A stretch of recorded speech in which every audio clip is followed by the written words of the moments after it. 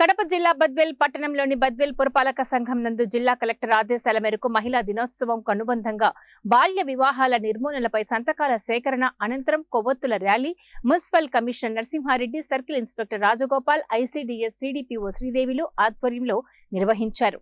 ప్రతి ఒక్కరూ మహిళల ప్రాధాన్యతను గుర్తించాలని, స్త్రీ లేకపోతే సృష్టి లేదని, అలాంటి స్త్రీలను గౌరవించుకోవాల్సిన బాధ్యత మనందరిపై ఉందని అన్నారు. సమాజంలో మహిళలు ఆత్మ గౌరవంతో స్వశక్తితో తమ ఆర్థిక అవసరాలను తామే తీర్చుకోగలిగేలా స్వయంగా నిర్మించుకోగలిగే ఉన్నత స్థితికి చేరుకోవాలని ఆకాంక్షించారు. విద్య, వైద్యం, వ్యాపారాలు, రాజకీయాలు, క్రీడలు, అంతరిక్షం, టెక్నాలజీ వంటి పలు రంగాల్లో మహిళలు రాణిస్తూ మహిళా సాధికారిత సాధన దిశగా అడుగులు వేస్తున్నారని అన్నారు. అలాగే మహిళలపై జరిగే దాడుల పట్ల చట్టాలను కఠినతరంగా చేయవలసిన అవసరం ఉందని అన్నారు.